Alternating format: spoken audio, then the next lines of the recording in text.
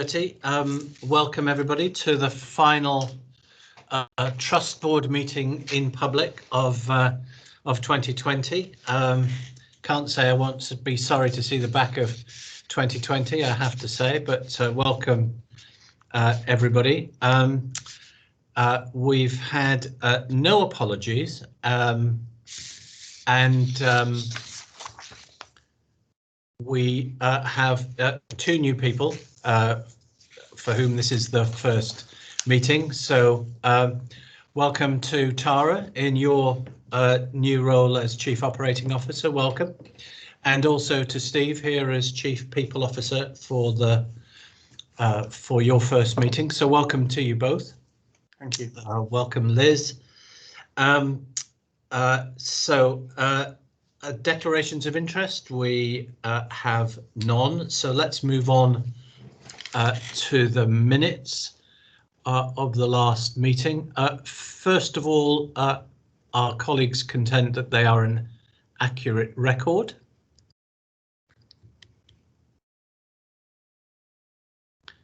And I'll take silence as agreement. The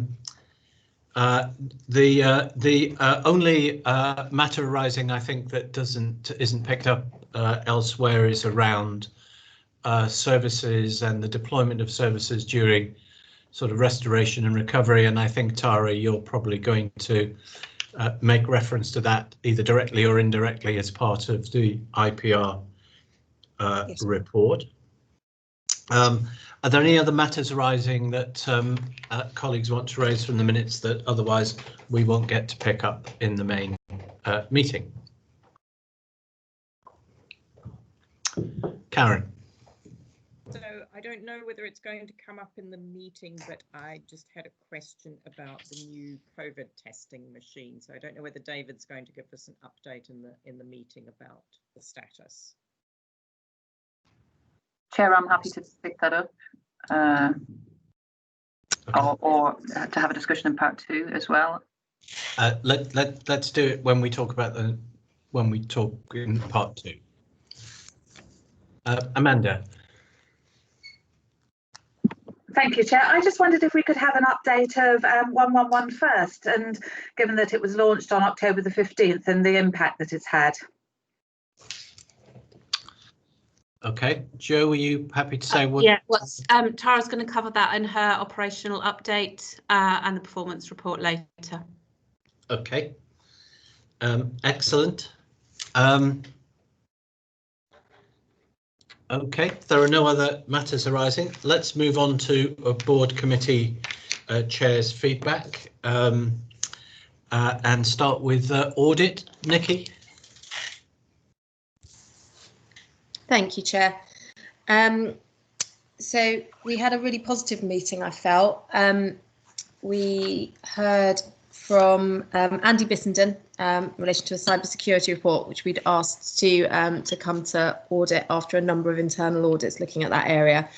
It was acknowledged that an aged IT infrastructure in some areas does present a risk to the trust, but Andy provided assurance that these risks were being mitigated and managed proactively within the current financial constraints.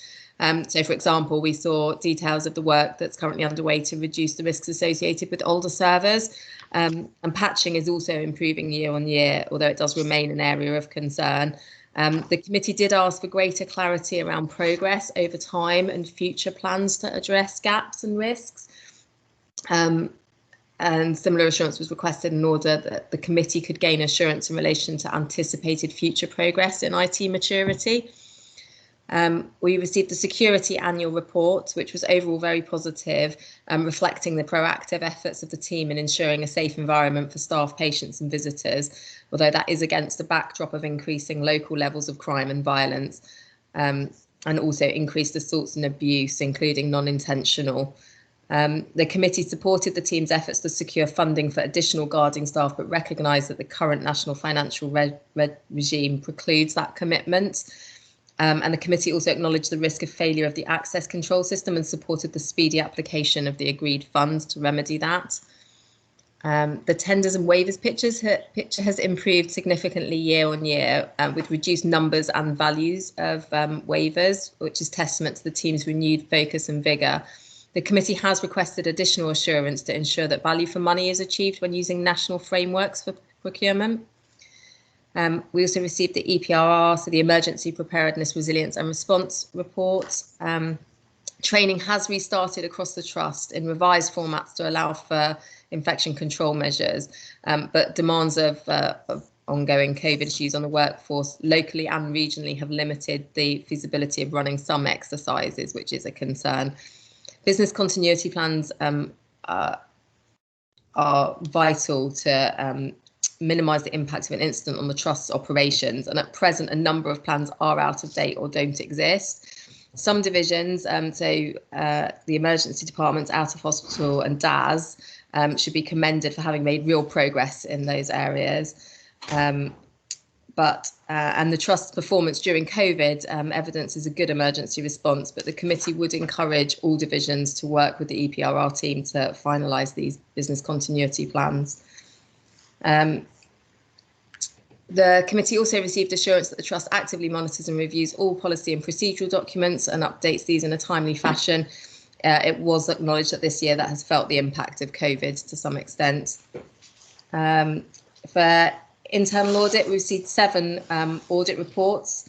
1 was an advisory review, 1 gave substantial assurance, which was critical financial assurance, and 5 gave reasonable assurance, which included Cancer 62 Days, which is a data quality audit, payroll, the board assurance framework, workforce pre-employment checks, and mixed sex accommodation, which was another data quality report. There is some slippage of the internal audit work into Q4, which isn't surprising, but there are no outstanding internal audit actions, which again is testament to the efforts of the teams across the trust. We received a report from Counter Fraud. Proactive work is ongoing, albeit adjusted for infection control. And we heard about their work, particularly for Fraud Week in November. I think that's everything. Thank you, Chair. Okay, thank you. Miranda, can we take people in OD next?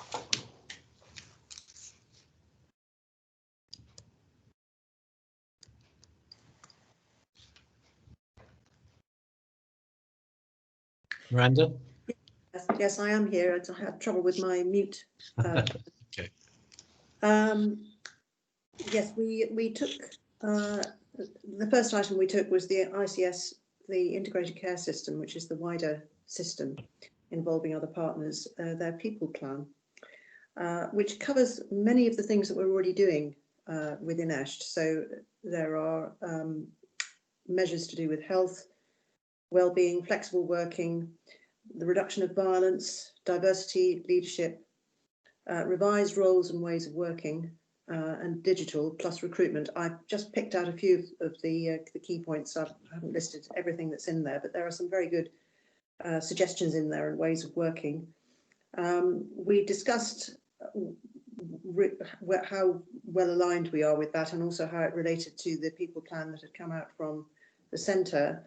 And I think we are well aligned with it. And we also talked about whether any of the metrics in there, or any likely future measures that there might be, how they would play out for us. And the overall discussion, or the overall view of the committee, I think, was that actually this was a very positive report, and it's much better to collaborate in these areas across the patch than not. And this was much better collaboration than there had been in the past. So we welcome the report.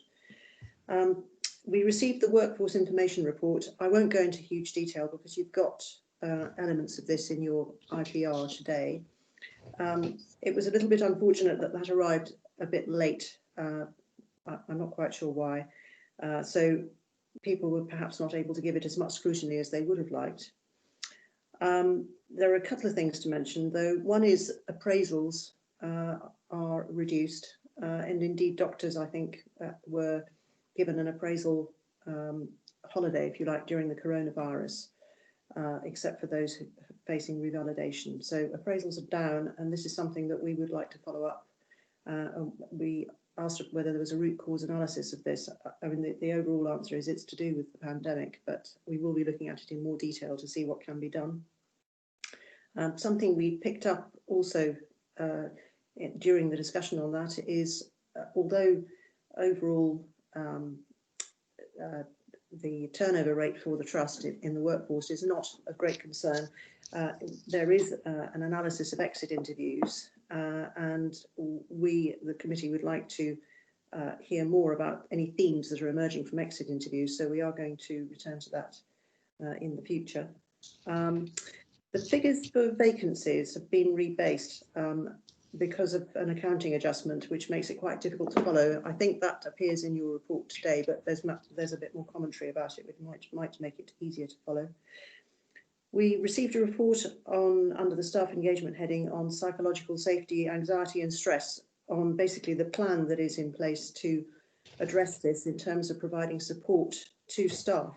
And it's a comprehensive set of initiatives which the committee commends. However, what we would like to know is really where are the hotspots for this, and although it's difficult to determine exactly where the hotspots are in terms of stress and anxiety amongst staff, because it's a dynamic situation, we would like to know a little bit more about that, about what exactly it is we're trying to address, what the scale of the problem is, and in future we'd like to know about any outcomes as a result of the interventions that are proposed in that report.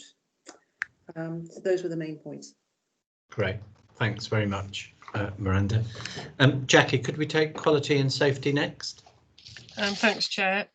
We met on the 19th of November and we had 3 annual reports plus a patient survey, so it was quite a busy agenda, and 2 of the annual reports we received are in the board papers in the appendices. The one I'll talk about first was the safeguarding report, where we were given high levels of assurance about our processes. The main thing from that report was the access to CAMS, which we all know has been a long-running issue, but is something that is outside of the trust control, but does affect people needing that service. The annual report for infection prevention and control, we received significant assurance about the processes and where further or extended action was needed. And really, COVID hadn't really hit in that reporting period. It was just starting towards the end, but we were given assurance on our preparedness and capability regarding including COVID. The maternity services annual report was overwhelmingly positive and demonstrated a significant trajectory of improvement. The key issue there, however, was the environment, and there are issues in certain areas about respect and privacy and dignity between the different services. People in waiting to be seen as an outpatient are too close to people who are actually in labour, and you can imagine what that makes you feel like. The cancer patient experience report we received required more detailed analysis, so that will come back. We looked at the restoration and recovery programme and noted that we are ahead of trajectory on a number of services, but we acknowledge that this places the trust staff under significant pressure, given that we're trying to do this in a COVID world. Cancer metrics, we were assured about the processes to identify any patients at risks, risk of harm, and research. We were concerned about taking further measures to reduce the waiting time for diabetic screening, and it does appear that there are a number of blocks that perhaps we as a trust need to focus on to reduce that wait time. We accepted the risk management policy as it was, with the caveat that it would include very recent recommendations. The EDS2 report we asked to be completed before it comes back, and we had very high levels of assurance on governance, compliance and risk, and the CQC tracker. So it was a very busy meeting, overwhelmingly positive, but those 2 key risks about diabetic screening and the CAMS, and the environment in maternity services were the key risk issues. Right. Thanks very much, Jackie. So if I just take the final 2 then, first of all on finance and investment. I mean, of all of the things we looked at, first of all, we spent some time on the in-year financial position, which is in line with plan, but with some risks and challenges. We looked at the second half of the year and the additional the additional work that will need to be done during the second half of the year to give a good financial result. And we talked about some of the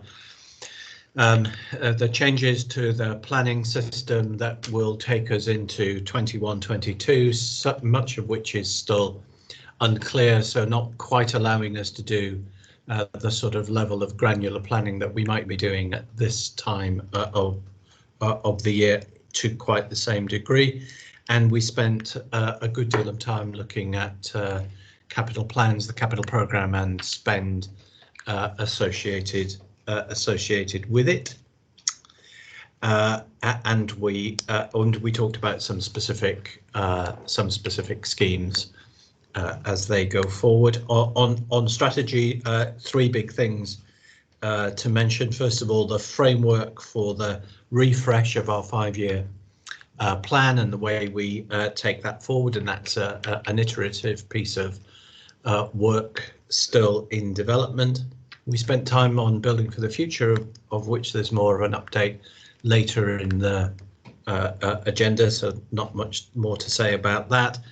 And we spent some time talking about the integrated care system collaboration and how that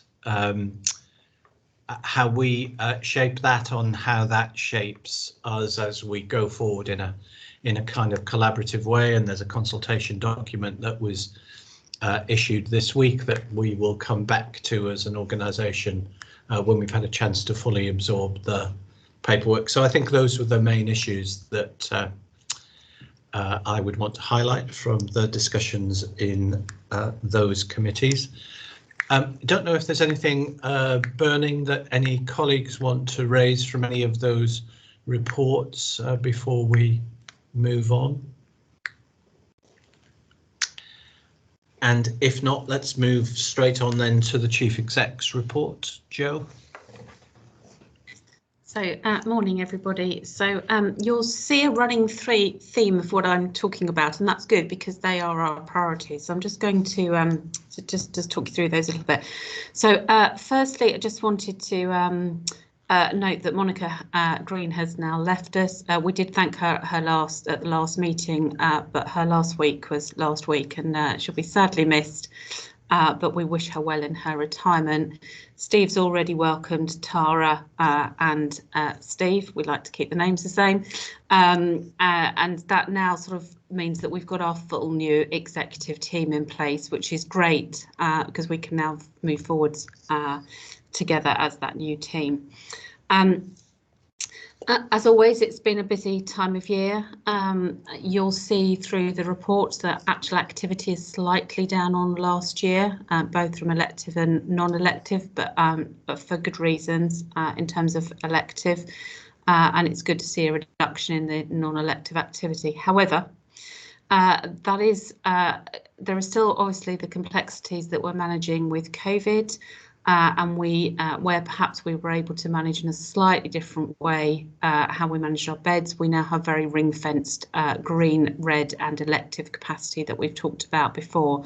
And that does cause some challenges, and Tara and others may well pick that up through their debate, through their updates.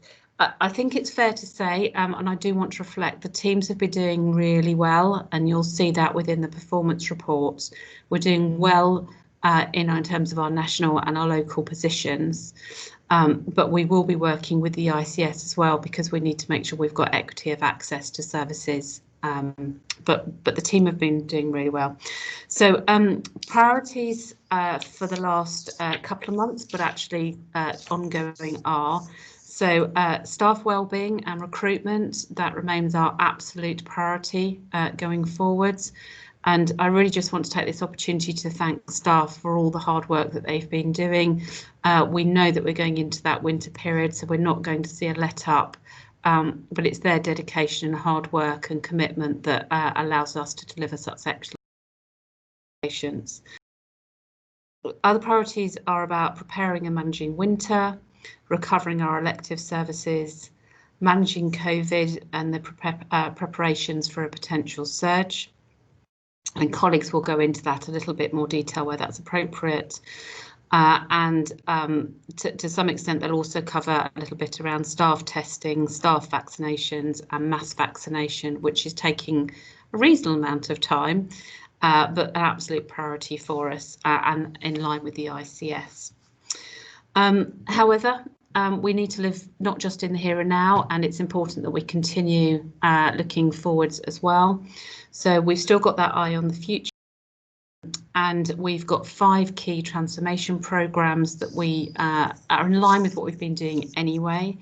And increasingly, we will align some of our resources to this. So frailty that we've talked about before has been one of our key priorities, led by David Walker. Our front door and our discharge programmes, led by Tara, but with Vicky overseeing the quality elements of that as per the quality account. Outpatient transformation led by Tara, and then the delivery of financial sustainability. I know that we'll cover the financial position for this year, but obviously we need to have an eye on what it looks like going into next year and bring us back to a financially sustainable position in the new regime for next year. Clearly BFF, Building for Our Future, so I won't go into that any more detail. Couple of things also just to pick up.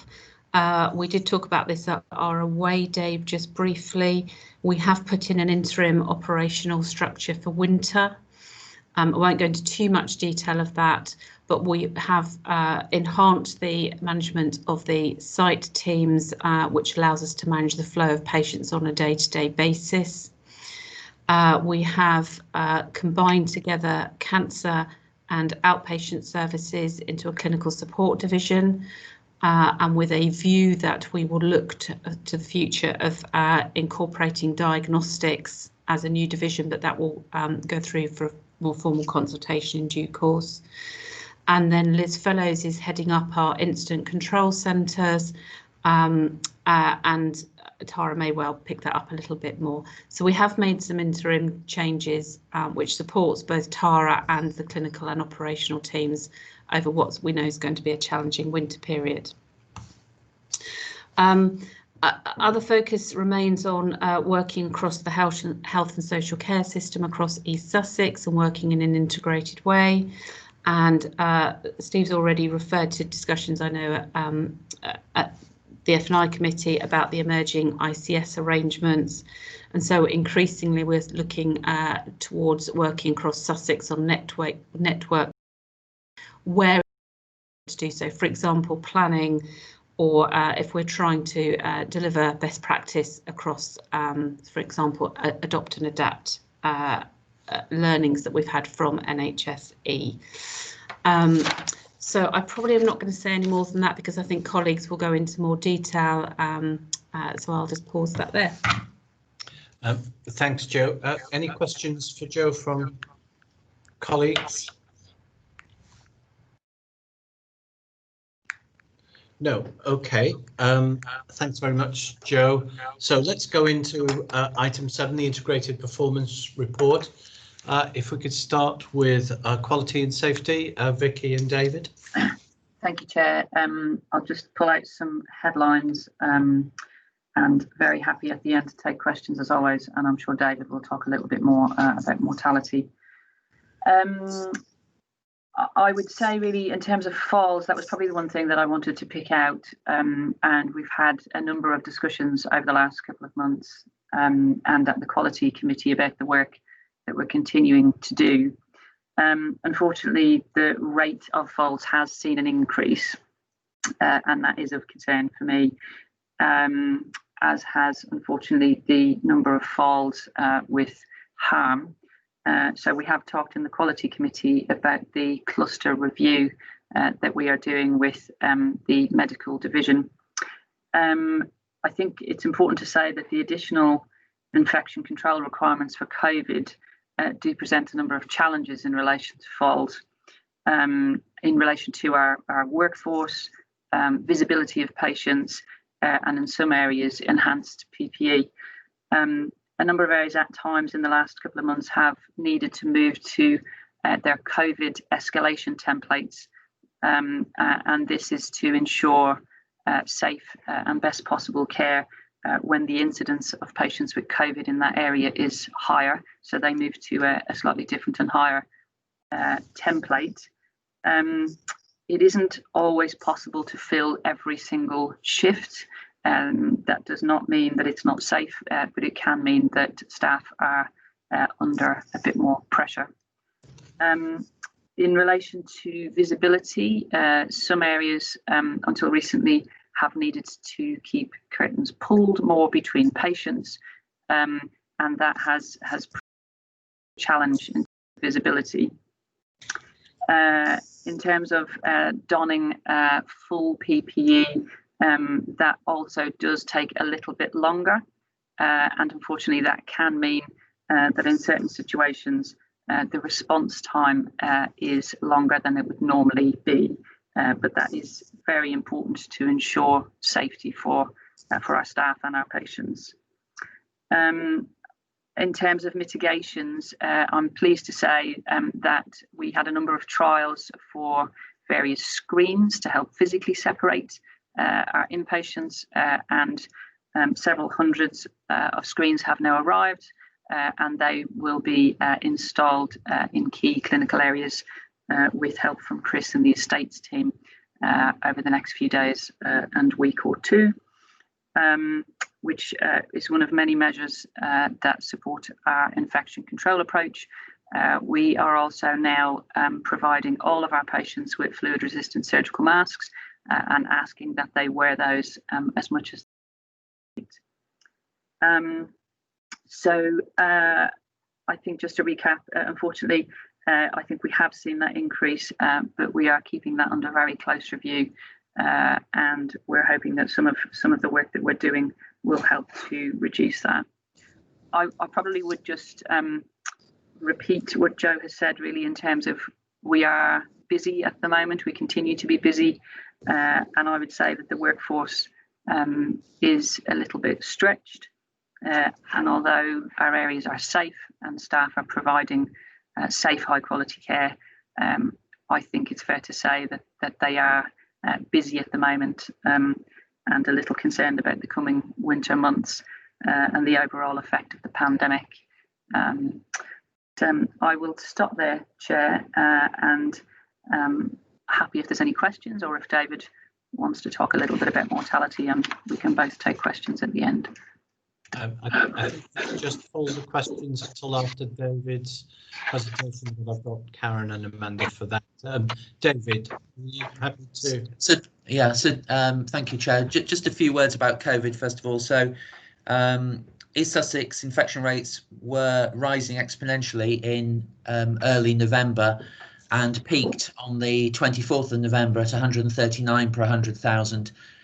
Significantly less than the national average, which was 250 per 100,000. But in this second wave, if you wish to call it that, the figures were higher than for Brighton and Hove and Western Sussex, which peaked in the 120s. And the drop off with the lockdown, the second lockdown, has been much more rapid for Brighton and West Sussex than it has in East Sussex, and only over the last 2 or 3 days have we seen significant drop off in the numbers in the community, and the latest figure is 109 for East Sussex compared with 60 and 70 respectively for Brighton and West Sussex. So we are lagging behind. As a result of that, I think our hospital admissions with COVID will lag behind the peaks in Brighton and West Sussex, and the figures in hospital for COVID rose steadily through November in the 20s and are now in the 30s. But one would expect that that would start to fall off soon as the numbers in the community fall off, and we would expect hospital admissions and hospital numbers to fall off a week or two after the peak in the community. The increased numbers has led to some pressure on intensive care, and we've had to open an extra bed at the Conquest, but although there's been considerable pressure on the staff, we have coped without cancelling any surgery, which is really good news. The other good news is that the mortality from COVID in the second wave is much less than it was in the first wave, it's running at about, in terms of the total numbers, about a tenth of what happened in the first wave. And I think that is partly because the numbers have been quite copable with, and secondly, we've got a lot more knowledge now about how to deal with COVID in particular. We've got the steroid therapy, and also we know that thrombosis is a serious risk, and so we're treating people. Moving to the general data, the shimmy has stabilised at 96. The RAMI is higher than it was this time last year, but is still much better than peers. I think built into that across the country will be an element of some of the people who hung on during the first wave of the pandemic and didn't seek medical care are now presenting to us in a more advanced stage of their disease. And so I think that the overall crude mortality is higher for that reason. And I would hope to see that fall away, hopefully, as the mass vaccination programme takes place over the next year. But I think that people are still anxious about coming to hospital. I still hear of people who are refusing to have their operation, including some serious operations, because they're concerned about coming into hospital, not just here, but across the country. And so it will take a while for that to improve. So I'm happy to take questions on any of that. Great. Thanks very much, David. Karen? Thanks, Chair. My question goes back to infection control, and I'm wondering whether Vicky could give us a little bit of commentary about the blip in C. diff cases. In September, we saw 10, so that's really an outlier for us. So I guess there's some backstory there.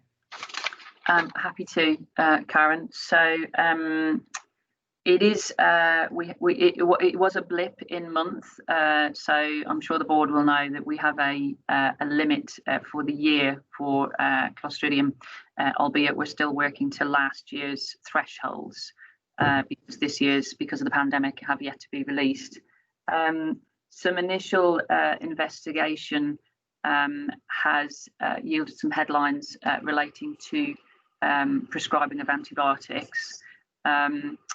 We are year to date, we are still within threshold, but I virtually met with our divisional ADNs and discussed each of those cases, which are all subject to post-infection review. And we've also discussed that at the Trust Infection Control Committee. As a result of the initial headlines from those investigations, we have increased in some areas the antimicrobial ward rounds, which involve our microbiology consultants. So I don't have any particular concerns at the moment, and we'll continue to watch that closely.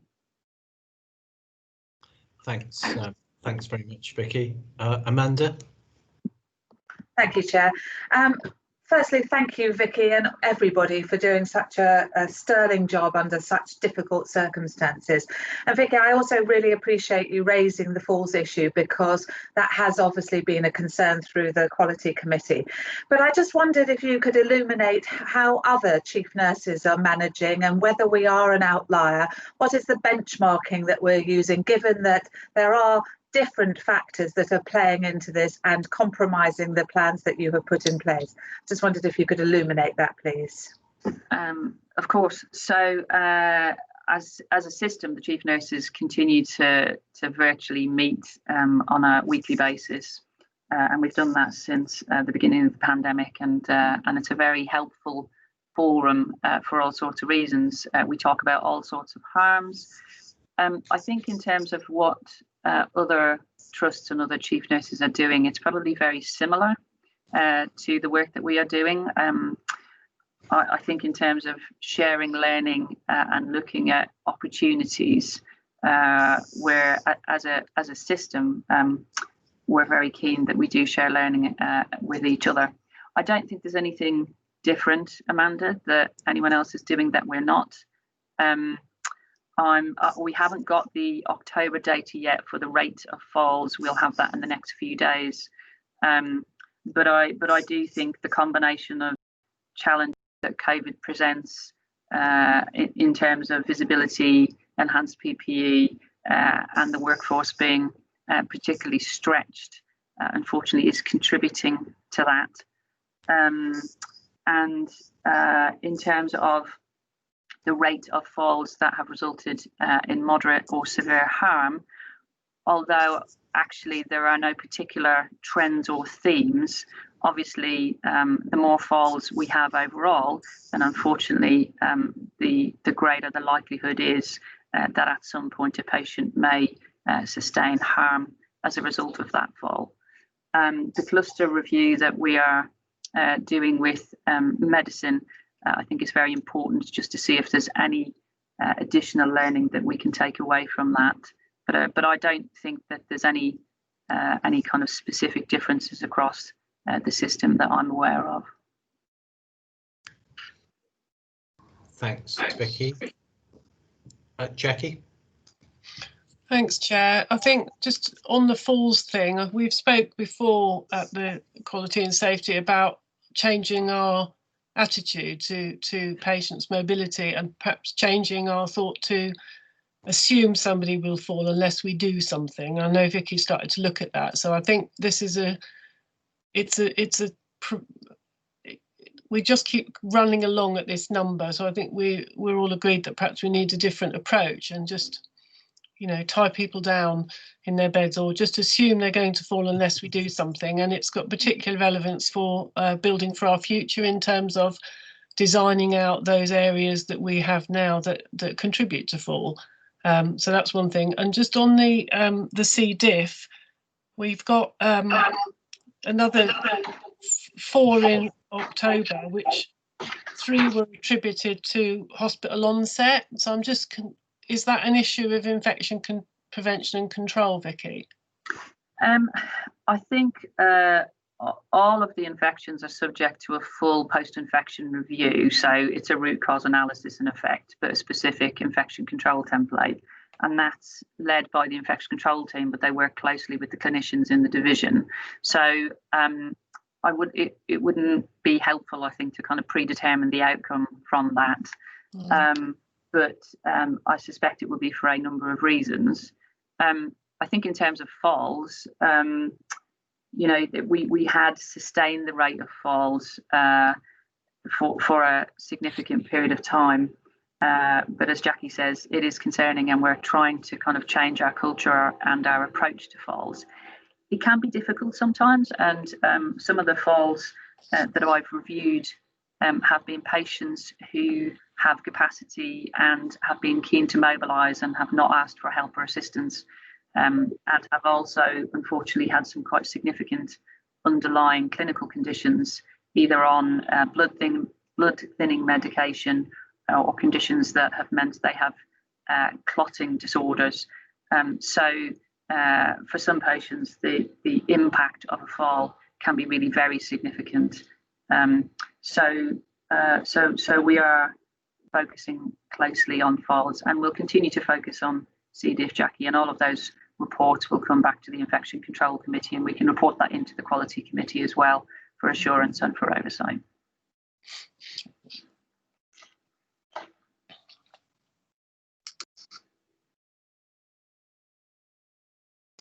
Steve, you're on mute. I just realised that fractionally before you told me. Thanks, Jackie. I guess with falls at some point, I mean, kind of collectively, we need to decide at what point do we say that what we've been continuing to do,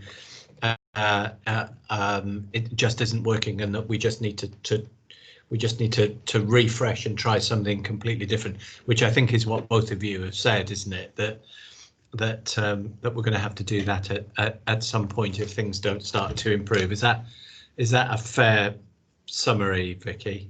I think it is, Chair. What I would say is that I think Amanda had asked in effect about benchmarking, perhaps, and, you know, are we a significant outlier in that sense with our rate of falls? The answer is no. I don't believe that we are. But I think what would be helpful is for myself to work with some of our teams and to just kind of see other pieces we can do. But in experience, having worked in a number of different trusts, I don't think that our incidence or rate of falls is particularly high or higher than anywhere else. That doesn't mean that there's not more we can do, of course, and we want to reduce that as much as we possibly can. And that's why we've been part of the national collaborative with NHS IE, and we're working with colleagues around the country for exactly that reason. So just to reassure the board, I don't think that we are a significant outlier, but of course we want to do all we can to reduce the rate of falls as much as we can. Thanks, Vicky. Menda, did you want to come back in? Thank you, Chair. I think I absolutely agree with, whilst Vicky has offered reassurance, I think it would be really helpful at some point in time to see the benchmarking data and see what other best practice examples. So just through the Qualities Committee, we're having a focused conversation around this, and I think at some point in time, I'm sure the board would want further assurance that we aren't an outlier, as Vicky said, and how we can mitigate risks. Happy to do that. Great. Thanks very much, everybody. Shall we move on to access and delivery? Welcome again, Tara. The floor is yours. Thank you, Chair. I will take the report as read and just pick out some highlights, starting with restoration and recovery, and acknowledging everything that colleagues have said around the pressures that are on all of our teams and how hard everybody has worked. So a big thank you to everybody in support for that. With regards to our trajectory against the phase 3 recovery, which is 90% of day case, 90% of inpatient electives and 100% of outpatients. As an organisation, we are doing really well and contributing to the system-wide response for that target, which we are achieving. With regards to day case in October, we were achieving 84% against the 90% ask. That has risen again in November as we start to look at our case mix. Our elective inpatients was at 88% against the 90%, and our outpatient new was at 89, and our outpatient follow-up was at 87. Now, we've split those. The ask isn't to do that, but we are achieving when we put them together. With regards to our diagnostics, we are absolutely putting on sterling work. And if I break it down by modality, MRI is at 99%, CT is at 107%, non-obstetric ultrasound is at 94%, colonoscopy at 147%, flexisigmoidoscopy is at 124%, and gastroscopy is at 110%. Now that sounds absolutely brilliant, and it is. We really are. Again, I came from the SACN yesterday, and as a trust, we are way in excess of our neighbouring trusts. However, that doesn't give us enough capacity that we need to address our backlogs. We are fully aware of that, and we continue to work on that. With regards to the services that were suspended during the first wave, we have now restored nearly every single service. Now, when I say nearly, it is things like the directly bookable appointment service has not yet responded, but we have a referral service in place. We're currently working to stop the referral service and start going back to directly bookable appointments. Now, there's a lot of work going on behind the scenes to be able to do that, and obviously we're going to do that when it's safe to do so and we understand where we are with regards to this response. Other things that we're working on at the moment is, as some of you may be aware, is the change in the independent sector contract. So we're currently working hard to repatriate our gynae services from the independent sector fully back into both of our main sites. And we're working through that with our, we know we have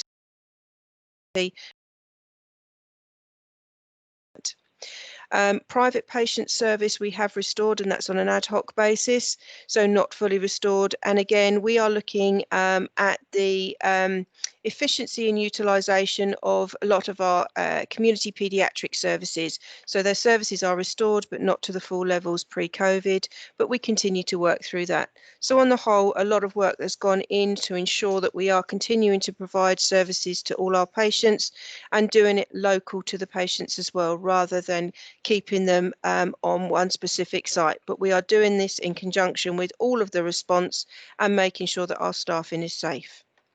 I'll move on to A&E and our front door.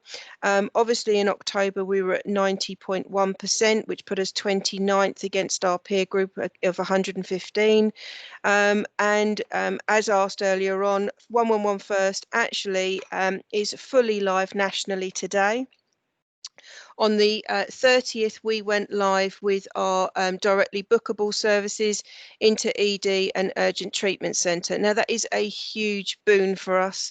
It doesn't sound like it, and there's a huge amount of work that's gone in.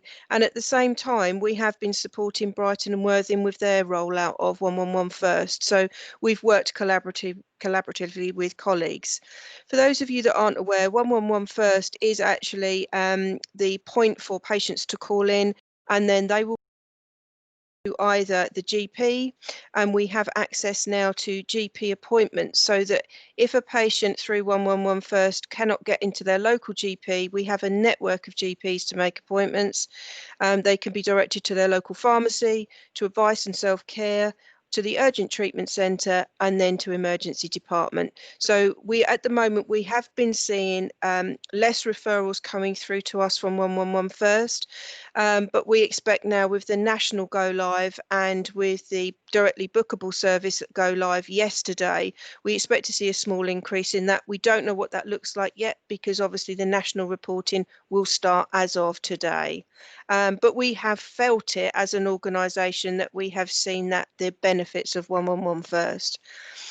We continue to do a lot of work across our front doors, and we are working hard to ensure that we pick up Nerve Centre as part of our rollout, and the site team are working on that as well. So we will be working with very live data, which will help us manage our flow, and we continue to work closely with our partners across the system, including CCAM. Plan care, so I'll move on to the elective programme. Our RTT performance, although RTT isn't monitored as much nationally as it was, we must celebrate the fact that we were 4th in the country against our peers in October, which is a significant thing, and we should celebrate that. We shouldn't lose that. And that was at 83.65%. We have seen an increase in our PTL size through October, and this goes part of the way towards, I was saying earlier, about trying to return to to the bookable service, because at the moment we're working through a referral access service, and we make our patients partially bookable. So in essence, what we're not doing is put a patient straight into a slot. So we are working through that at the moment and ensuring we've got capacity to do so. Significant work going on with the elective pathway. And as we've said earlier, against all of the pressures, we've not been cancelling electives. So we are doing really well, especially in comparison to our colleagues in Kent. Diagnostic capacity, as I've said when I've talked through the percentages, we're doing really well. But we do also know that we have to look at our backlogs, and we are focusing on that to look at the DMO1 compliance. And we have secured a mobile CT scanner, which comes to the trust once a week. So that's helping our performance as well. We have agreed system principles that in light of any escalation of the COVID response, that actually diagnostic capacity will remain a priority for us, and will only be taken down if there is critical workforce shortages. Moving on to cancer. Just to say, for 52 weeks, again, another success, I think we should be saying. At Quality and Safety, we reported that we had 127 over 52 weeks. We're now at 101. 83 of those have plans. So we really are working very, very hard and well, and performing well across the system in that point. Cancer, our 2-week wait performance is compliant, and we are seeing a full return to our pre-COVID referrals. Our 62-day performance in October, we were at 75.69, which put us at 59th against our peers. We are addressing the backlog and working in the right order.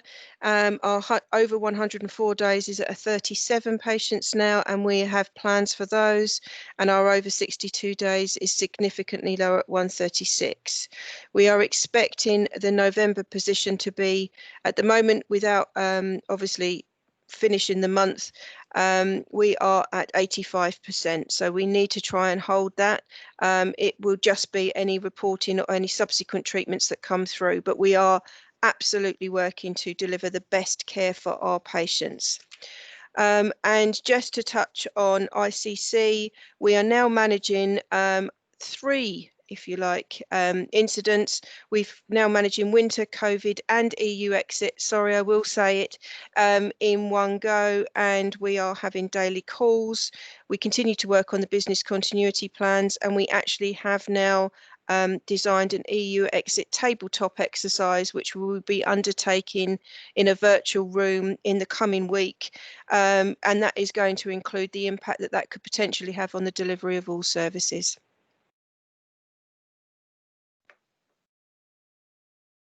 Steve, I think you're on mute. Okay. Yes, you've set the bar high, I think, for performance for future reports. So well done on your on the first report. Jackie. Thank you. First, to acknowledge, how hard we are working and how hard the staff are working to recover as well as we have recovered. So that's all to the good. My concerns are 2 particular concerns. The size of the backlog in diagnostic seems huge. And also, what is stopping us discharging more patients before midday? And our target was 1/3 of those people. And just if you could you gave us a lot of information there. Could you just tell us where you think our key risks or focus needs to be, for the next couple of months? Okay, so diagnostic backlog, absolutely, it is high. I think if we compared ourselves to the rest of the country, even we are on par. And picking up one of the points, where do you think we need to focus? It is that backlog and making sure that we maintain diagnostic services right the way through the coming months. Endoscopy is obviously one of the areas that we're looking at, and we're looking at that on a system level as well. So there's a lot of adopt and adapt programs that are going on at the moment, and we're looking outside of Sussex and in fact into London to look at what they've been doing with regards to creating sort of an endoscopy centre and how we manage our waiting lists accordingly. So that's one element of that, and I would say diagnostic is a key focus, but we also need to look at how we now manage our waiting lists and our patients against the next few weeks as we look at the increases of the COVID's response. Yeah. So those would be the key focuses, I think. Sorry, and the discharge before midday? So the discharge before midday, absolutely take your point, and it's something that in the last few weeks being in post, I've actually asked now that we report on discharge at 10 o'clock in the morning, because I actually think we need to bring some of the timeframes forward in the day. So we are focusing on that. A lot of the issues that we've had is it's multitudinal. It's actually having the space to put the patients into a discharge area, making sure that we've got all of our teams working together in light of all of the other pressures that we've got going on at the moment.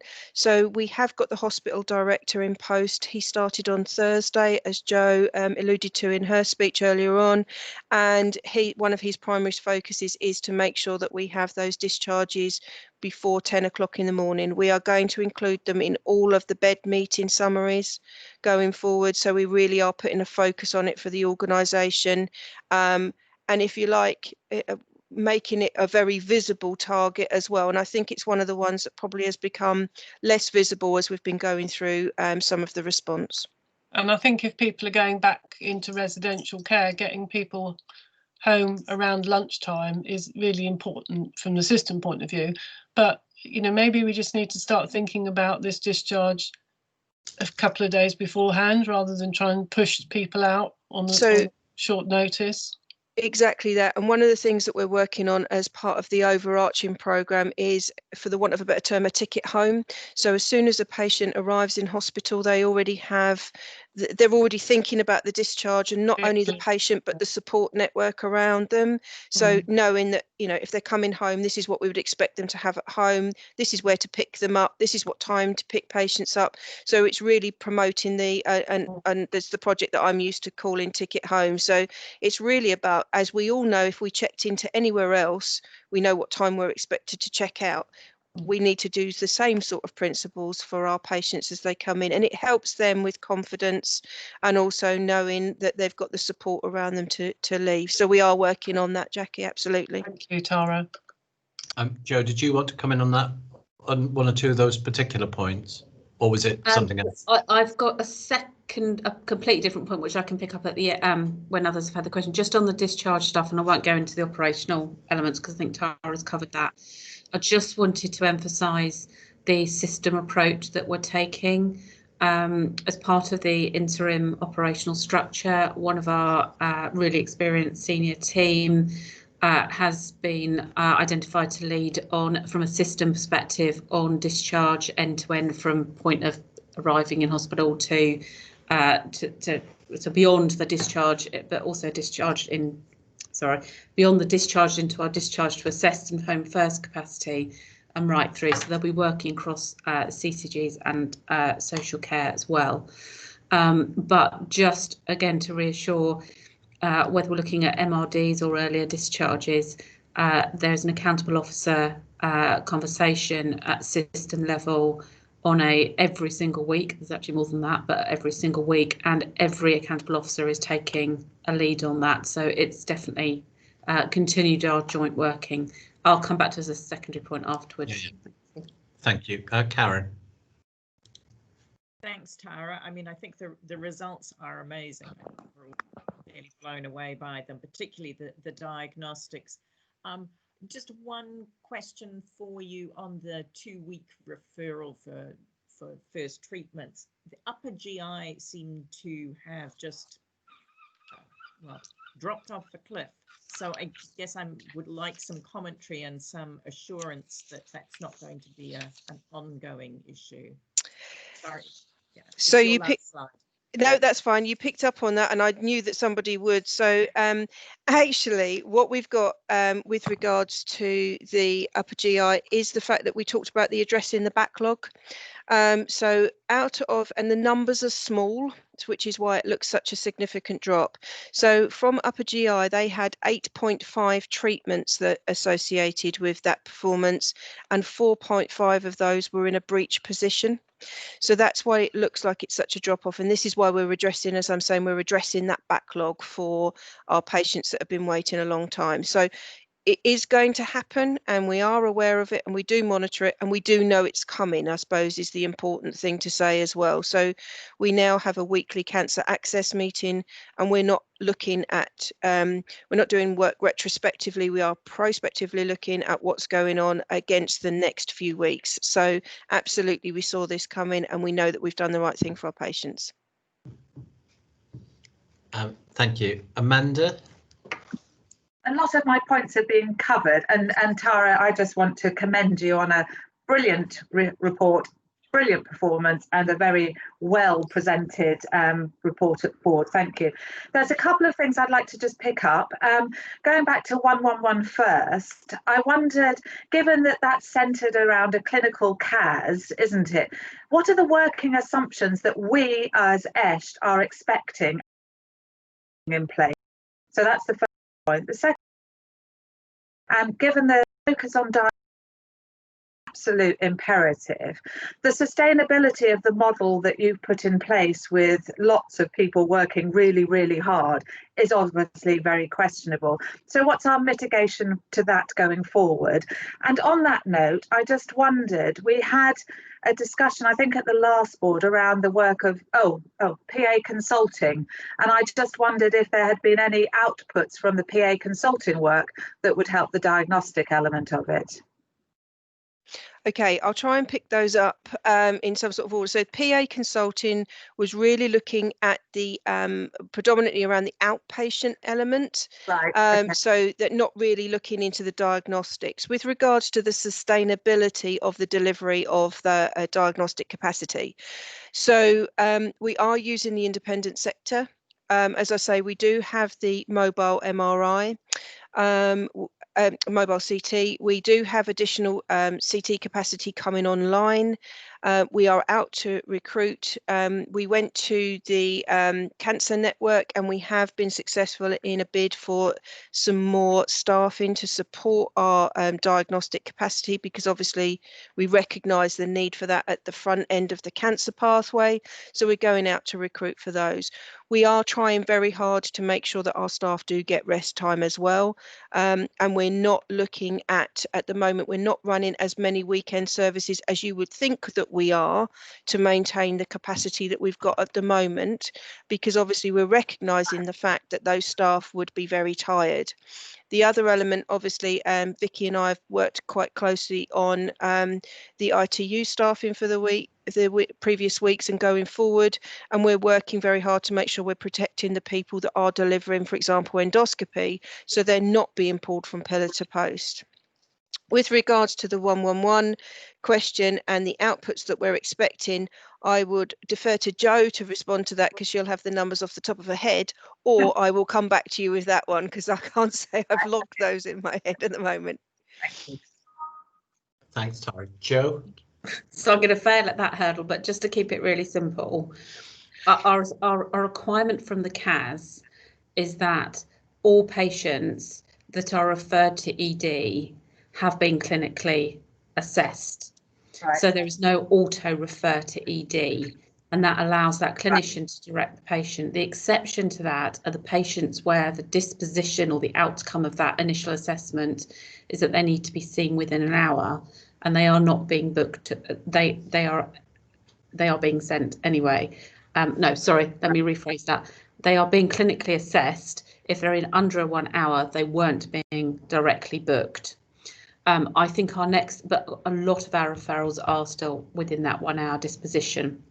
So I think the next piece of work is to have a look at how many patients are being sent under a 1 hour disposition and whether those are entirely appropriate. So without getting into numbers, our ask is that all patients that are being referred into acute services are clinically assessed within the CAS. And I think, what Tara's talked about is really only phase one. We're obviously looking for patients to come directly into each of the gateway areas, so into acute medicine, into acute surgery, so they're bypassing the front door and doing a clinician to clinician referral. So it's the start of the journey. Right. And the impact, what I was interested in is the mental health element of it, and how that was hopefully going to be impacted on as a result of CAS. I can't answer that, Amanda. I will have to come back to you more specifically on the mental health. There are mental, I'm sure you know, there are mental health workers within the CAS, but those patients would come to ED at the moment, although they can refer into some of their services directly, but rather than we'll come back to you on the detail of that one. Okay, good. So thanks very much, Tara. Should we move on to workforce, Steve? Steve, just before we go on, I just wanted to recognise the community teams. Apologies. The community teams have been, because we're an integrated trust, we don't necessarily talk about acute and community because it's inferred in a lot of what we do.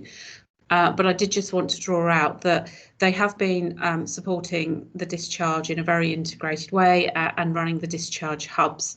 So if you like, it's a community team that are based within the acute setting, but we're integrated, so we don't use that language really. But the teams that are out at the front, out in the community, both the sort of district nursing teams and the crisis response teams are being really flexible. They have restored their services, and obviously they deliver a number of therapy services as well. Those services are all restored, but they are being really flexible in and recognise their role in supporting patients, both keeping them at home, but also supporting patients in moving out of hospital quickly. So I just wanted to recognise all the work that they've been doing as well. Great. Thanks very much, Jo. Workforce, Steve. Good morning, everyone, and thank you for the welcome earlier, Chair. I'll take the report as read. There are a small number of things I want to highlight and talk to, some of which Miranda touched on in her report on POD. The first one is with regards to the vacancy rate, which looks low at the moment. This is predominantly due to the effects of the budget established from months 8 to 10. We're going to be reviewing the establishment over the next few weeks, and as a result of this, we're likely to see the vacancy rates going back to something which is more in line with what we would expect. This is particularly important to ensure early sight of recruitment needs and to ensure that there's no delays in recruitment, so a priority activity. Secondly, I want to touch on sickness. Sickness is running lower than we saw in the November to June period, but I would like to draw your attention, I know this was brought out at this previous board, that the levels of anxiety, depression and stress are higher than in the period I've just referred to. I think it's critically important, and we've mentioned this already on a number of occasions, that we are providing the right support to our staff at this time, and I thought it was worth touching on some of the actions that we're taking here. A first and very obvious one is ensuring effective recruitment and staffing levels across sites, so people are able to work in appropriately staffed environments. But other things we're doing to support this include the introduction of new methodologies to support and help staff deal with the pressures they're working under. This includes things like the introduction of TRIM, for example, trauma management, which is well established in the armed forces and the likes. We're creating virtual support groups for more isolated staff to ensure that they are getting the support that they need. We're providing greater support to leaders to ensure that leaders actually have the skills and capabilities to support their teams through these challenging periods. We're introducing mental health first aid training to ensure that the mental health needs are being identified early and dealt with. We're providing specific sessions to help people deal with COVID-19 anxieties, and introducing looking after yourself sessions, which staff can drop into, which will really help support them around looking after themselves. This is in addition to the ongoing one-to-one and team support that we're providing as needed and as being requested across the trust. We're also upping day-to-day support through simple things like snacks, drinks, fruit on site and the like. So when people do have breaks, they've got easy access to sustenance and snacks and drinks, so that they don't have to go off site to get those sort of things. The next thing I want to touch on is appraisals. Miranda has already mentioned this. The appraisals rates have seen a dip. This is partly due to the suspension of doctors' appraisals. We are working very, very hard with all of the divisions to get appraisals back in line with what we would expect, and we're really not just coming at this by way of we need to get the numbers up. We really are encouraging people to think about the support that they're giving and the direction they're giving and the feedback they're giving to their teams over what is an incredibly important time to receive those things. Staff survey. The staff survey has now closed. Our response rate is 51% this year. It may change by 1% or 2. To give you a flavour, it was 50% last year, so similar, slightly up on last year. We would expect to get the results in January or February if previous years are anything to go by. Finally, and not included in the report, but a couple of things I would like to touch on. The first of these is staff testing, and the second is staff vaccination. In terms of staff testing, over the last 2 weeks, we have been provided with kits to start testing, allowing staff to self-test. These are very simple lateral flow tests, self-testing. They take 30 minutes to get the results. We've been given 3,500 sets of these tests. Each set includes 25 tests, and each set can go out to one individual. Clearly, this isn't enough for everyone across the trust, so we've been working with the divisional leads to prioritise those staff that require these tests. We started distributing the tests on Friday. So far, as of close of play yesterday, we've distributed 961 tests, which equates to 961 sets, which equates to the distribution of some 24,000 tests so far. And we continue to work very, very hard to distribute the rest of them. In terms of staff vaccination, we have a task and finish group in place, which is meeting daily to ensure that when we're able to start vaccinating staff, we're fully prepared by way of locations, by way of infection control, by way of staffing, and we're ready to go with that as soon as we possibly can. I'll cover both of these in more detail at the next board, but I did want to give you a little bit of oversight of the activity that's taking place with them. That concludes my commentary, so I open it to questions. Thanks very much, Steve. Very comprehensive. Questions from colleagues? Jackie. Thanks. Thank you, Steve. And it's really interesting to see how much is being done, and we're grateful for that. Just two questions, really. The percentage of people who have to stay home who are unable to work seems to be climbing. Is that a result of our testing? And my second question was really about the late notification of leavers causing us a bit of financial cost, and what we're doing about that. Those are my two questions. Okay. In terms of people that are staying at home, obviously we're working very hard in our occupational health team, who are doing a fantastic job at the moment, I have to say, to identify those staff that are better to be working from home or shielding. Where staff are shielding and are unable to come into work, we are identifying activities that they can undertake. So, for example, one of the things we're doing there is we're working with the system to allow some of our shielding staff to operate as interviewers for mass vaccination posts that are being recruited to across the system. There's a difficult balance between keeping people at home and keeping them safe, and running the trust, and we're trying to get that balance absolutely right, Jackie. We're keeping a very close eye on that. In terms of your second point about delayed notifications, this is something I have picked up on in my first couple of weeks here, and whilst I can't comment on it at the moment, and I don't know if Damien or anyone else could, it's something which is very much on my agenda, and I want to follow through. So I apologise, I can't give you more detail on that one at the moment, other than to assure you it's on the agenda. Okay, thank you. Miranda.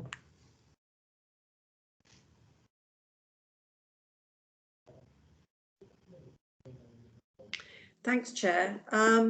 Steve, congratulations on evidently hitting the ground running sort of within a few days. I just had one question. I was trying to find the reference just now, but I can't. It was about rostering. I wondered if you could talk to us a bit about why rostering at 6 weeks seems to be so difficult. I think it's on page 35 of 271 or 274, depending which version you're looking at. This is something I mentioned to Vicky yesterday. Vicky, I don't know if you can respond to that one. Happy to. So Miranda, we've had a number of conversations about trying to ensure that all of the rosters are written in a timely way, and then there's a number of first and second level checks that need to take place, and then if there are any gaps in the rosters, that they are submitted in good time to our temporary workforce colleagues, so that they can try to cover those gaps. Myself and Tara have also talked about this as well, and we're now reporting on that in more detail at the divisional performance reviews. I think some areas do particularly well, and it's fair to say that some others are struggling a little bit. It is quite tricky actually for some of the ambulatory areas because there is a difference in timescales between our nursing staff and some of our consultant staff, for example, for clinics. So there are some genuine reasons as to why it can be tricky, but we're working with Penny Wright in Steve's team and the divisions to ensure that the reporting back to the divisions is as helpful as it can be, because I think, to be fair, we've had quite a lot of data that's going into different reports to different committees. So it's just making sure that all of the divisions are seeing all of their own data so that they can take that forward. But myself and Tara do have discussions with the divisional ADNs and the divisional ADOs, and we'll continue to monitor that. And happy maybe to bring a report to the pod, Miranda, if that would be helpful. Yes, I think it would be helpful, because I think it would be good to have a conversation about what you're aiming to do with this and where you hope to end up and over what timescale and things like that. Sure, I'll pick that up with Tara and Steve, and I'm sure we'll pull a report together for the pod. Right, Damien? I was a little bit slow off the mark, I'm sorry, but I just wanted to pick up the question on late payments. I think this should just be treated primarily as an indication of in-month control. There is a process for catching up with people who leave and then repay anything that's outstanding. So it's more a way that we monitor and check that processes are in place before people leave. It's not actually a sign of any significant failure to pay by the individual. Thanks, Damien. Okay, if there are no further questions for Steve, thank you, Steve. Shall we move on to the finance report, Damien?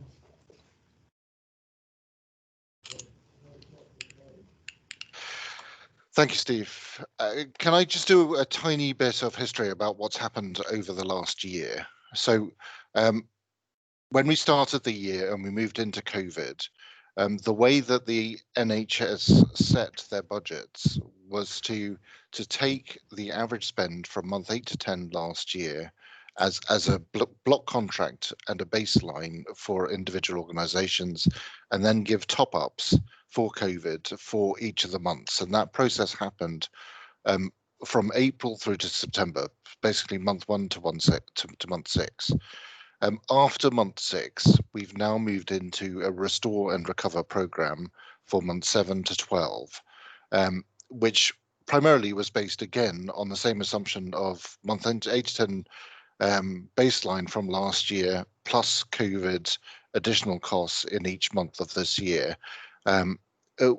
Also using as a check how average spend had worked in the first 4 months.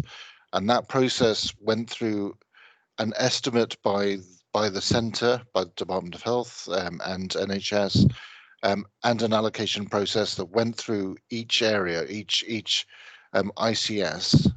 So we all bid as a group, and that has become a revised forecast for the rest of the year. Within that, they're also asking us to manage COVID, but also improve delivery of patient care.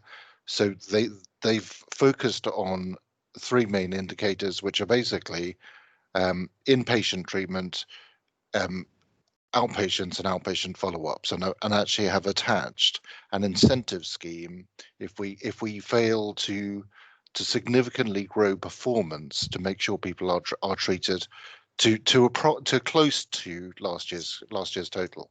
So that was the principle for the budget that has been recast as a restore and recover budget for month 7 to 12 this year.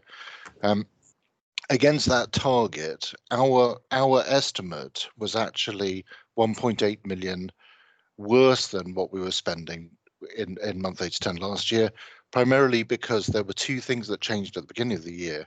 The first was that we had agreed with our commissioners that we would have to invest in community to get closer to a national average.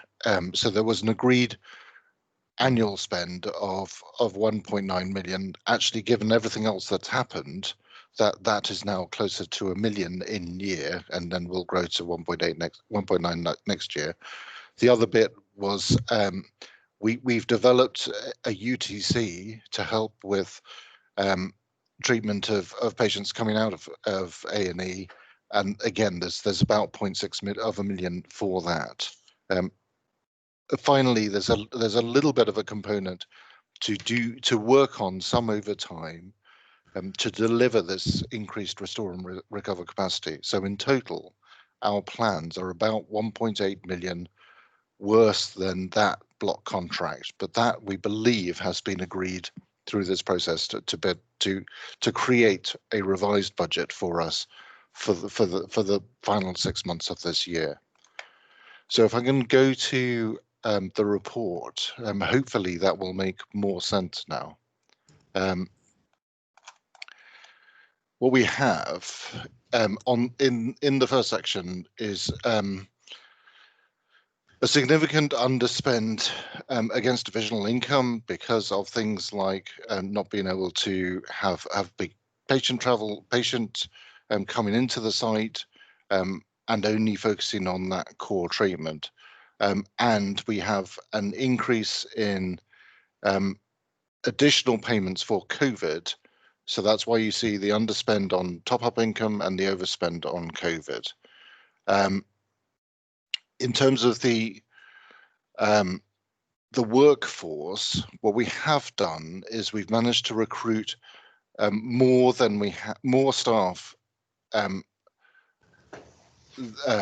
certainly through temporary staffing than we had last year, and also we've had an increase in permanent staffing as well, and we've had an increase in agency staffing as well.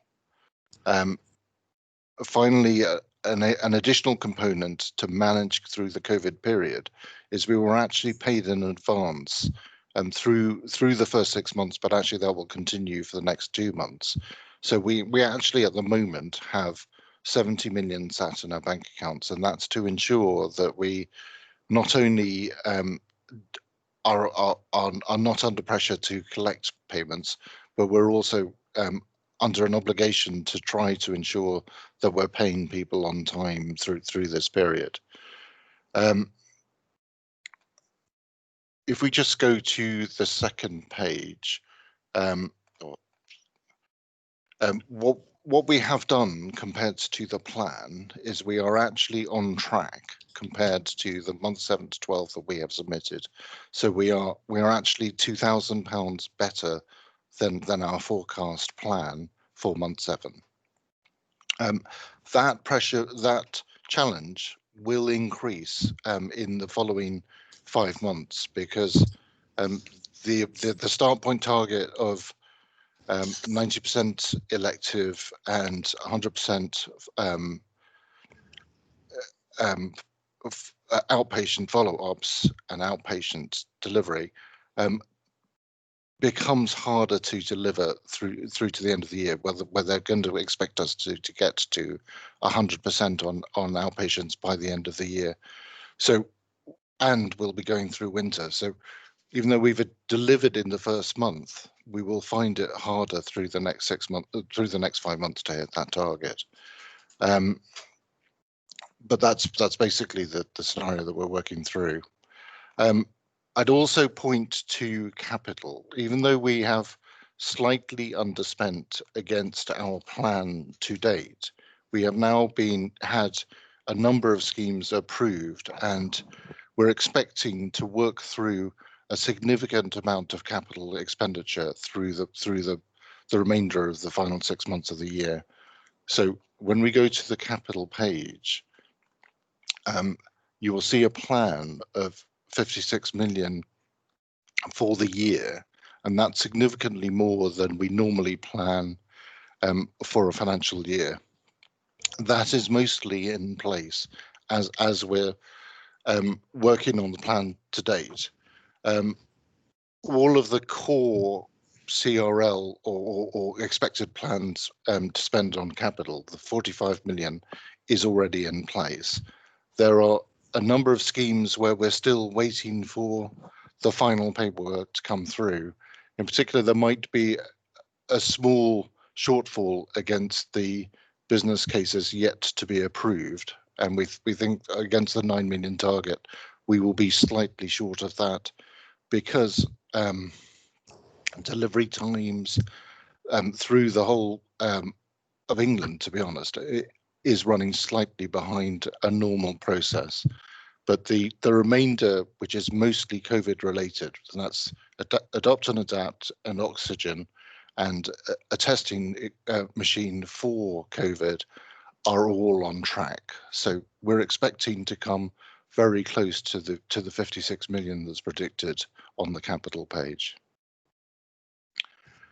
I think if I can just hand over for questions at that stage.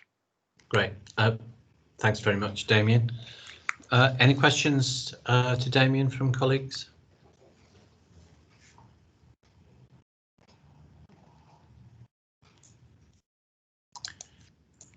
Joe, I think you just got your nose in front. That's right. Let Miranda go first because mine's probably more about next year. Okay. So I'll let others Miranda? go first. Sorry, I smiled. I was thinking about noses. I won't go any further down into that particular dark hole. It's a quickie, and forgive me if it's been covered before. I was looking at your summary page and noting that the divisions which are green on FTE numbers appear to be overspending on pay. Is that to do with COVID?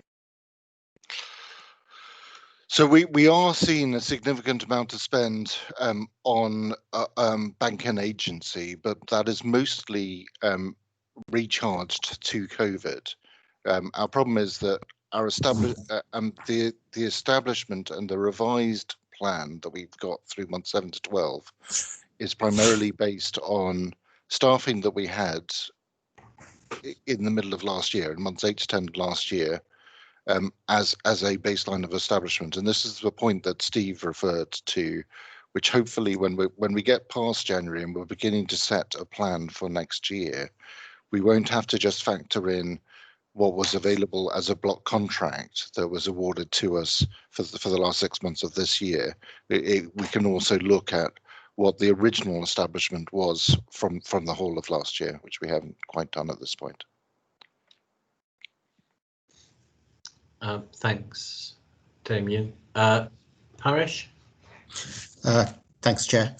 Damien, I think we've discussed this previously, but on your first page of your COVID claim, there is a residual risk from Q1. Is that still outstanding, or are we now assured that that's kind of closed off of 247?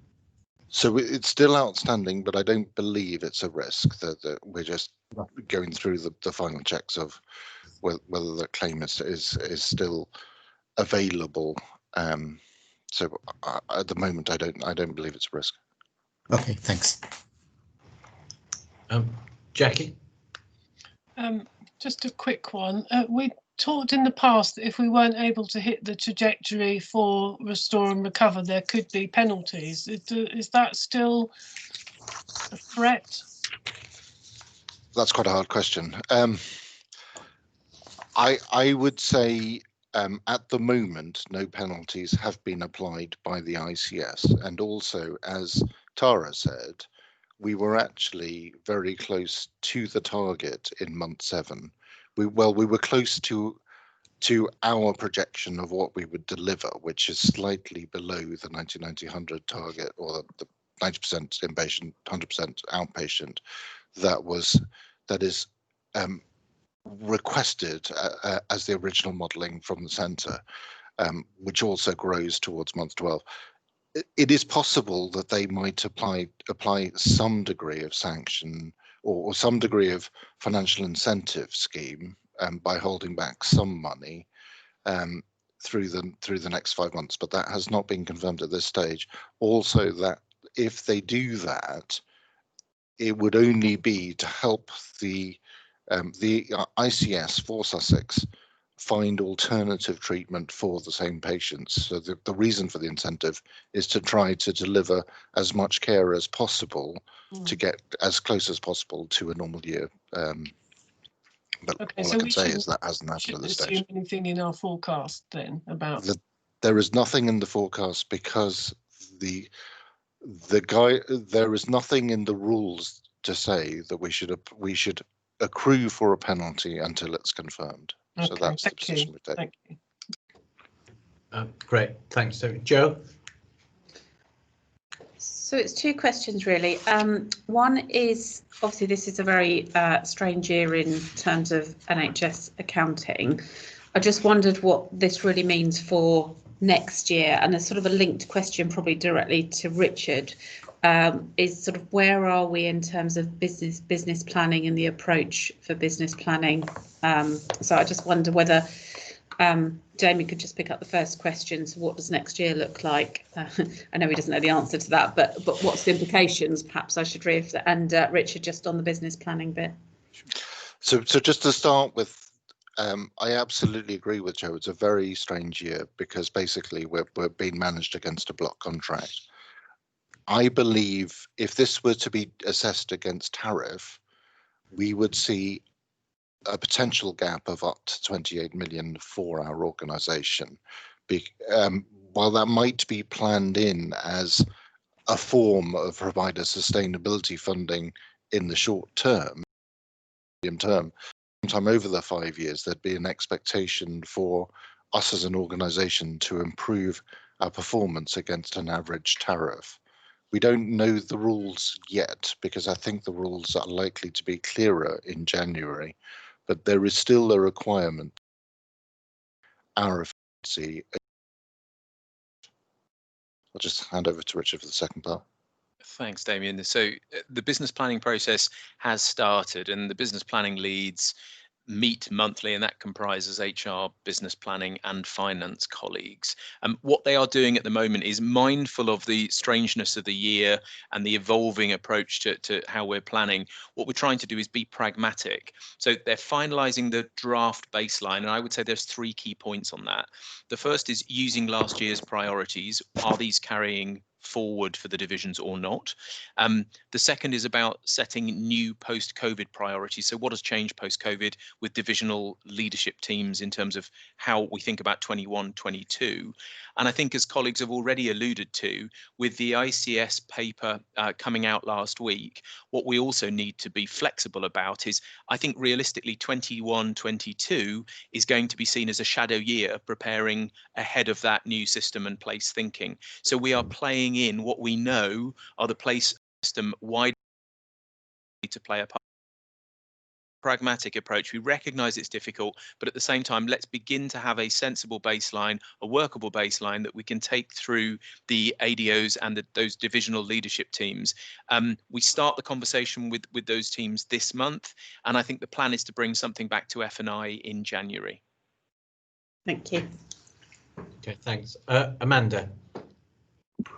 Richard, just kind of, so obviously planning, unknown finances, unknown in fact in terms of pressures, but what we do know is that our partnership in East Sussex at Place is really important. So I just wondered, from a financial and operational perspective, because you can't disentangle the two, what the conversations were around the risks at ICP level with our partners in the local authority. That's a really good question, Amanda. I think, I mean, Joe's smiling, so I'll let her come in a second. I think we don't know in detail is how they'll play through. What we're trying to do, again, as I've said, what we're trying to do with we know what the place priorities have been.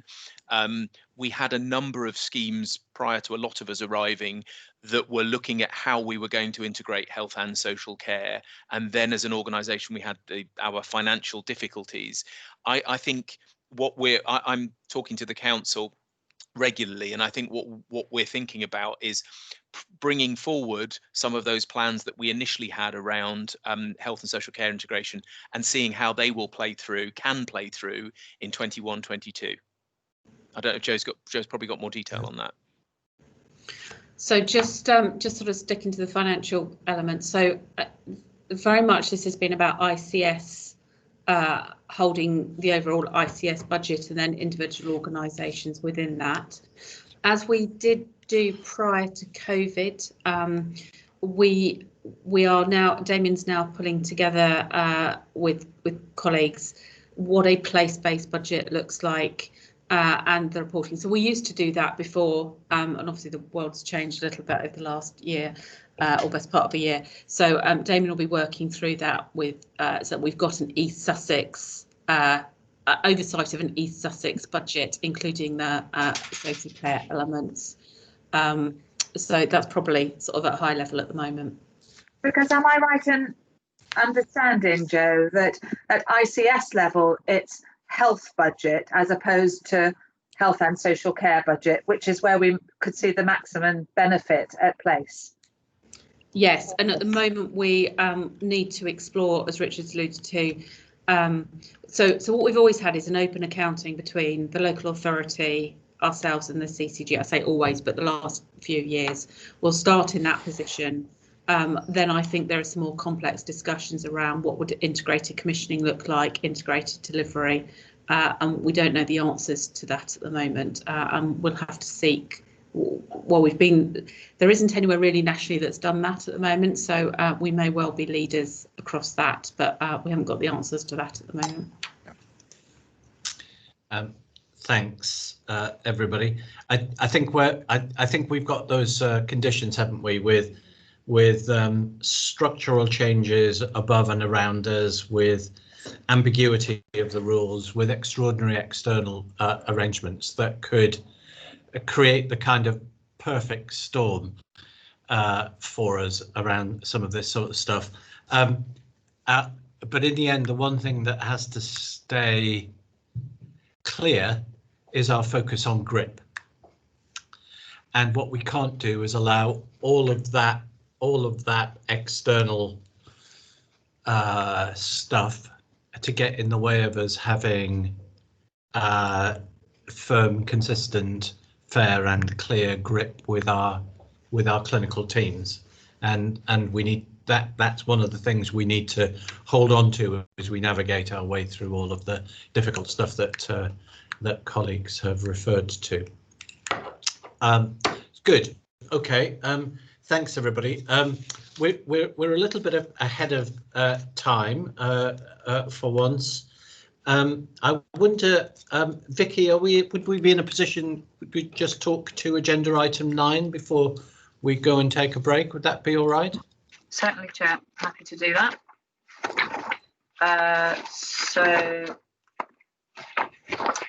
We have got the quality account here for the board. Slightly different to our normal course of events, and we would normally bring that to our annual AGM, but in the current climate, it is here. I'm sure the board is familiar with the quality account in terms of its purpose and its template and content, which is not within the Trust's gift to change, so that can be a challenge. In essence, it is a review of 1920 and the priorities that were agreed at that time, and a look forward with our 3 priorities for this current year, which is well along the way. So probably slightly unusual, given that we would normally be talking about this much earlier on in the year. It has been through all of the various governance processes that are required, with considerable discussion at the Quality Committee. I'm very happy if there's any specific questions. What I would say is, just in terms of progress for 1920, largely very positive, and huge thanks to all of our staff for supporting all of that work. I say this every year, but the quality account is it's slightly unusual in the sense that clearly we continue to focus on a range of quality improvement initiatives, which are not necessarily all in here as an account priority. So just to remind the board of that, that just because it's not in the quality account doesn't mean it's not a priority for us. And going forward, the 3 priorities, and I'm sure Jackie may want to comment in terms of the Quality Committee and the discussion that we've had there. But in terms of and in fact, those priorities,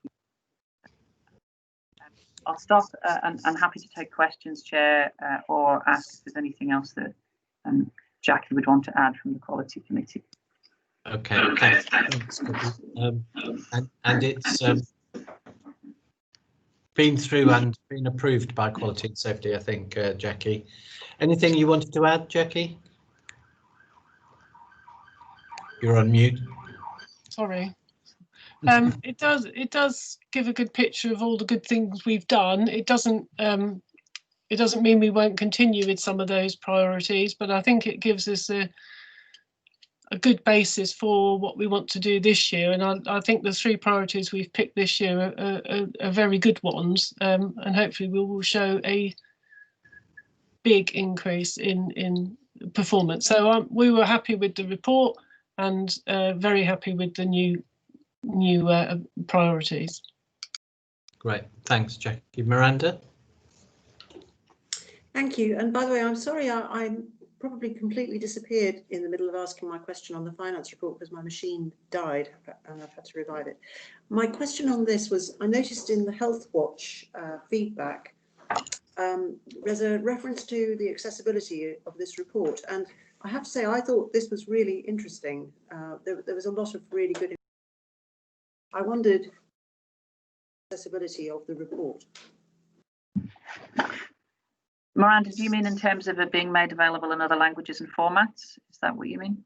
Well, I just saw the Health Watch comment, and I presume they were saying that they feel this report is not one that members of the public perhaps would come into contact with. Lynette may want to comment as well.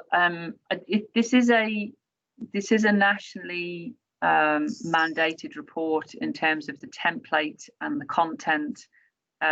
So we have very, very little flexibility in how the report looks. That has always been the case and is true for other trusts, not just us. And I think colleagues try very hard to make it as